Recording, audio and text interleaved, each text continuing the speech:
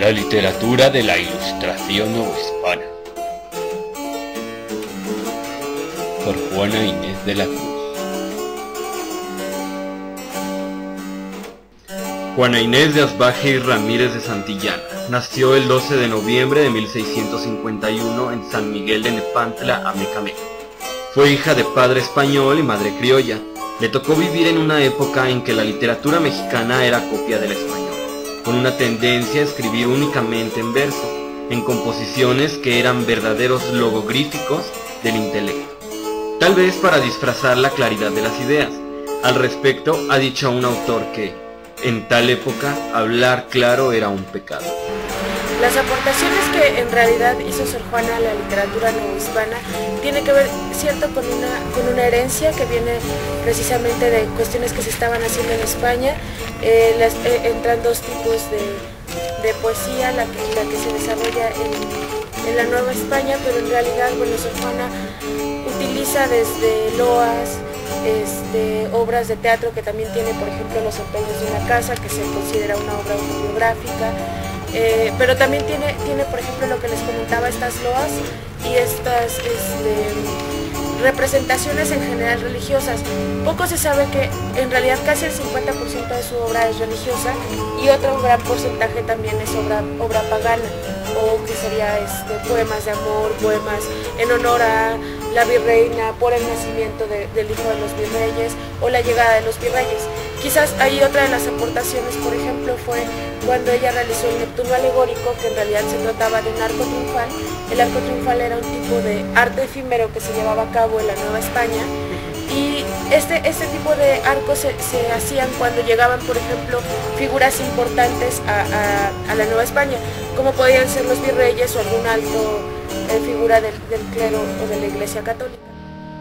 Entre la élite de los contemporáneos de Sor Juana y de Sigüenza pertenecieron el franciscano Agustín de Bentancur, el jesuita Francisco de Florencia, el dieguino Baltasar de Medina y el dominico Francisco de Burgoa, entre otros.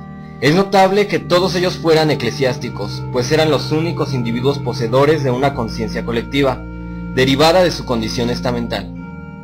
Solo ellos eran además quienes, con una instrucción humanística y con el monopolio sobre las instancias culturales, podían ser los artífices de los nuevos códigos de socialización. He escrito sonetos, décimas, teatro y muy diversos ensayos sobre las bellas artes. ¡Ya nada más, hija! Pues qué manera tan imbécil de perder el tiempo, hija. Si en este país nadie lee, mamita, de veras, hija.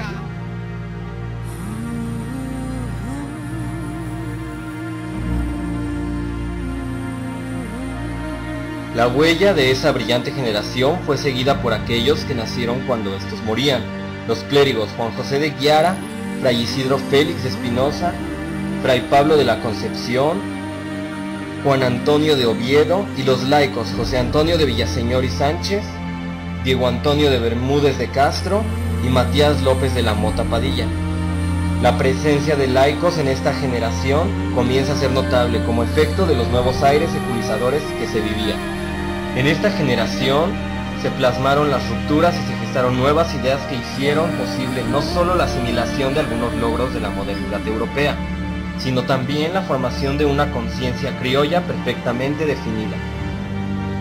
La idea de la literatura ilustrada era forjar la conciencia novohispana. Hay el surgimiento de una abundante literatura que se denominaba como compendiosa, como parte y muestra de una toma de conciencia plena del ser criollo.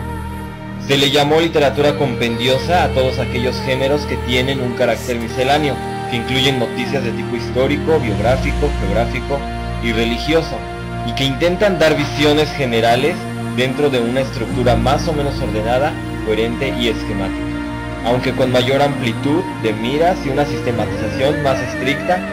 Esta fue la finalidad de las obras enciclopédicas de la Ilustración. La literatura compendiosa novohispana del periodo presenta características muy similares. Por principio de cuentas, pretende exaltar la belleza y fertilidad de la tierra mexicana y la habilidad, ingenio e inteligencia de sus habitantes.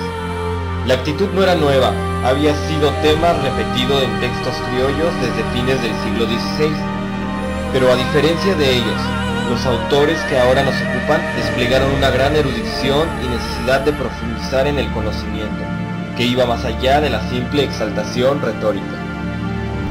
En segundo lugar, esta literatura busca una justificación del presente a partir del pasado. El criollo de fines del siglo XVII y principios del siglo XVIII se siente orgulloso heredero de dos imperios gloriosos, el hispánico y el tenochtitlan. Por un lado, rescata y desdemoniza el pasado mexica, por otro se deleita con las narraciones de la conquista de México. Con la literatura compendiosa, el novohispano realizaba la apropiación del espacio y del tiempo, de la geografía y de la historia de su territorio. Por medio de ella se hacía un balance de lo que era en esta etapa coyuntural. Se reunía todo lo que se sabía de la patria para descubrir el momento en que se estaba, paso necesario para seguir adelante. A esas dos generaciones de las que nos hemos ocupado les debemos la primer toma de conciencia de lo que sería esta entidad plural llamada México. La forma en la que escribe Sor Juana es meramente barroca.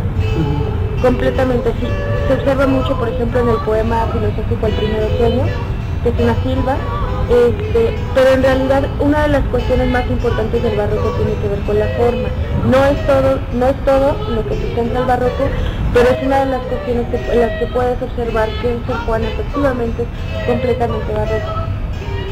No completamente, quizás habrá resquicios de otras tendencias, pero en realidad, en el primer otoño, por ejemplo, tú tienes el sujeto, o podrías tener, no lo recuerdo ahorita, un sujeto en el verso 50, y el verbo que le corresponde a ese sujeto aparece en el verso 72. Es decir, las formas son tan rebuscadas que puedes encontrar el sujeto en un lado y el verbo o el resto de la oración en otro lado. A partir del segundo tercio del siglo XVIII, su fama se fue diluyendo, y en el siglo XIX los juicios despectivos estuvieron a la orden del día. El historiador mexicano García Izcabaleta hablaba de una absoluta depravación del lenguaje.